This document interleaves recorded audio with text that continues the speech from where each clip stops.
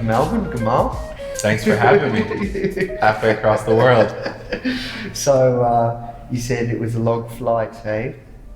Yeah, I left Atlanta Monday evening, got here Wednesday morning, so I think I was technically traveling about 26 hours. Yeah, wow, that's incredible. Well, thank you so much for taking the time to be here.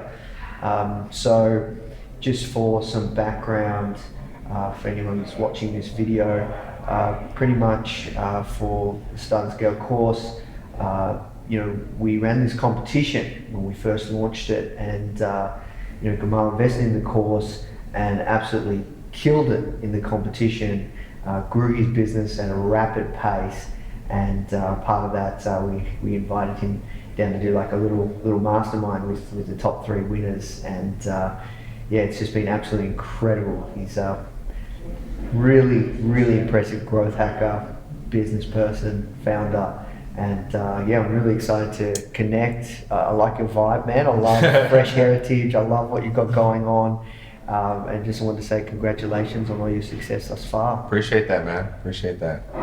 Awesome. Well, can you give everyone like a little bit of a background around Fresh Heritage, how you got started? Because when you started the Start and Scale course, you had already launched, but you were just kind of starting to get things going. Mm-hmm. Yeah. So my background for the past 4 or 5 years, I've been a digital marketer, more so a solopreneur on affiliate marketing, launching a bunch of paid social media type of businesses. And I always had a beard, a lower beard, and I just had problems with it. And so I realized that a few years ago, ethnic people in general have unique hair care needs. Our hair has, the type of hair we have dries out a lot. Yes. And so a lot of the products on the market have a lot of alcohol and things like that are harmful for us. It helps our hair break, we get a lot of dandruff, and so there's not a lot of options for us. And so as a result of that, I had a horrible looking beard. Now it's not that horrible, but at the time it was pretty bad. And we took a trip to North Africa, my brother and I did, and we just learned about some of our grooming traditions and some of the oils that they use over back in the day. And so I started using that stuff and realized that my whole bathroom pantry was filled with female products. And so like 10 years ago, ethnic women had an epiphany where they started making natural and organic products specifically for female hair. And I realized that I was using a lot of their products to groom myself, and a lot of my friends were also.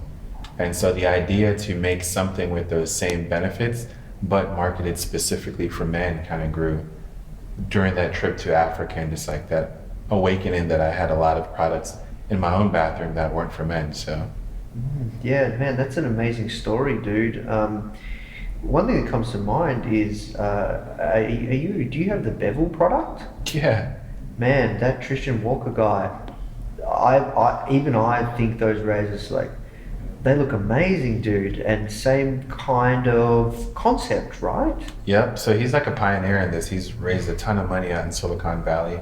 And he focuses on, because once again, we have unique hair care and grooming issues. He focuses on men who shave, and my focus has been on men who have a beard, who have hair on their head, and have those problem needs. So yeah, it's been well received, both products. He's a phenomenal product.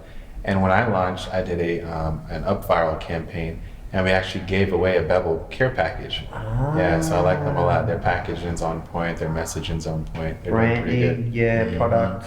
Mm-hmm. Yeah, they got some good product designers. Similar positioning, yeah, premium product, that kind of thing, yeah.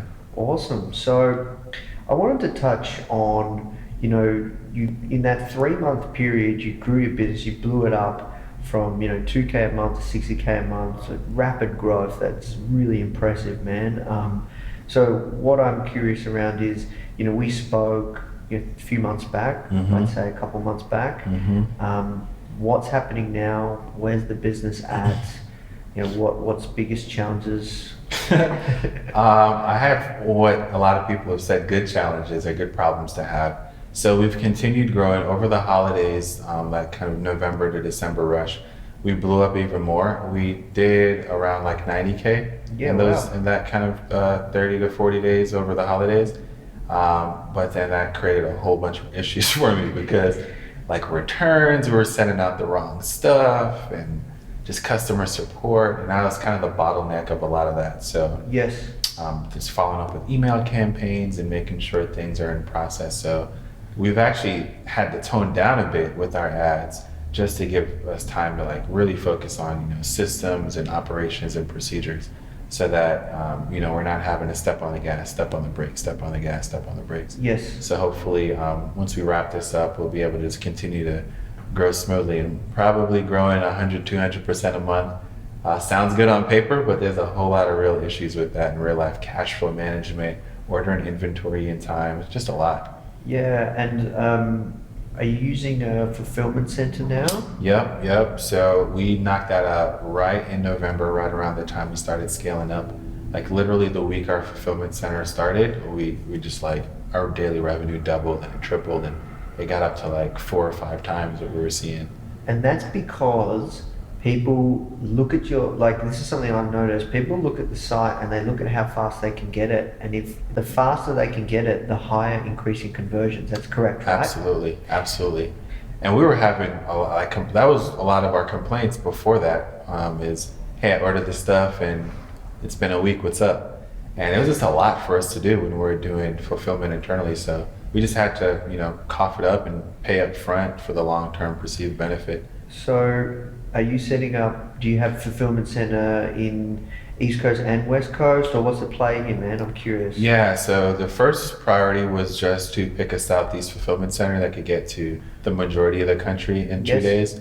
And then we want to tap something on the West Coast and possibly look at a base in Canada or the UK as well. Gotcha, yes. Because we've had a couple of orders starting to come in, even though we're not advertising there, just like word of mouth has spread.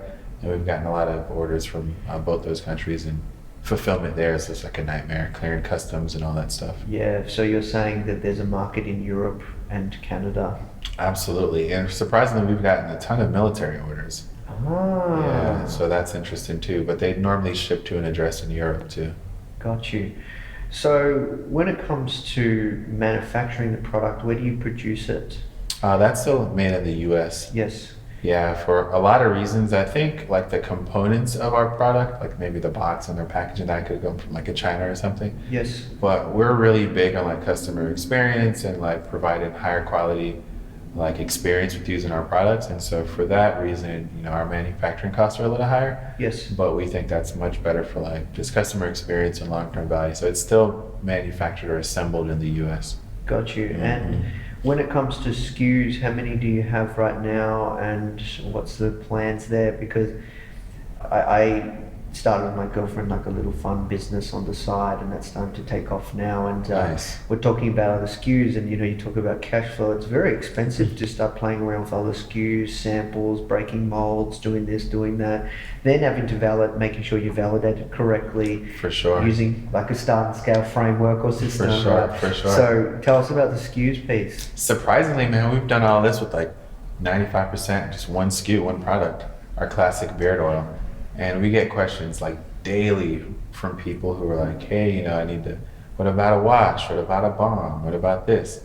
And so we're getting to that. It's just been like just juggling what's the snake that's going to kill us first, right? And Yeah. just dealing with that and making sure we nail that in the head first. And while that's important, they were just like cash flow management and like just operationally customer support. We felt like it was better. We didn't want to just start throwing other products on the market if we didn't have each person buying our product having a good experience from it. But we're starting to develop additional products. Yes. And what's cool is we had a feedback loop with our customers just about, hey, how are you using our product? And they're using it in like really unique ways we didn't even think about. And so it gives us some good ideas on how we should start positioning our products or what other types of products we should start considering. Got you. And I think when you do have more SKUs, that should increase your average order value, For sure. which would in turn help you grow the business. For sure. Yeah, because we were looking at the data at the end of the year. We've had, you know, a couple of customers purchase our products like 7 times, and Yeah, we wow. started technically in April, but like June we had like 2K in sales, so it didn't really count. So just in the last 6 months of the year, you know, we've moved thousands of units, and some people have even bought our one product like 7 times. So Yeah. yeah, we've got a real cool customer base. They're buying into the community, and we're trying to be as thoughtful about being authentic as possible, and just making sure that once again we're not selling a product, but we're focusing on the person behind the product and making sure they're happy. And I think it's starting to show. Yeah, no, 100%. I think you've got a really good brand. I like what you're doing with your branding. I also like what you're doing with the videos too, and I mentioned this to you when we spoke on the podcast. So, you know, we talked about on the podcast as well. One of your number one acquisition channel is PPC. That's still the case, yes, yes. Yep. And because I think, you know, even for Foundr, we don't want to rely on PPC. Yeah. We have many other channels organic big for us. For sure. What's your plans there? Do you have other plans for? I was literally just talking to David about that. I'm going to be bothering you about all of that over the next few days. Yeah. Just some ideas. Like literally, we're talking with David, and that's my number one priority. Just other customer acquisition models outside of paid acquisition. Yes. What channel are you thinking? So we've been looking at partnering with a lot of ambassadors to do, like, part of our community, like a big gap and what we get a lot of questions on is men just are new to grooming, especially like ethnic men. There's like not a lot of content and information out there. So just literally videos about, you know, how to line up your beard, or what to do if you get razor bumps, or what to do with your patches, or if your hair's breaking off, or dandruff, or whatever. There's so much topics on just general health and wellness, and how nutrition plays a part in the, like, hair loss or receding the hairline. So really focus on like partner with thought leaders who could provide high quality subject matter expertise and content. Yes. And pushing that out probably through YouTube or some sort of like some regular type of distribution. That's one. Partnering with high-end barbers who their market and their brand partners and aligns with ours as wholesale partners. Yes. And educate our consumer. All right, so those are some of the 2 main ways, and just like really just tapping into, we've done nothing with like SEO in Google or even Amazon. Yes. Which from our feedback loop, people go to Amazon to look for our products and are surprised it's not there and come back to our store to buy. So yeah, people like to buy from Amazon. We've found that even we don't even try, and we got this book, and people like to buy from Amazon versus your site because Amazon has so much trust. I know, that's a big thing with because Amazon. we're building new brands. People buy, but there is so much skepticism still. I know. So if you're on Amazon, they trust that if it's no good, they get their money back. Yep. And Amazon have this incredible reputation with customer support, and I believe from my experience they've built a very kind of bratty kind of customer base, like from what we've experienced.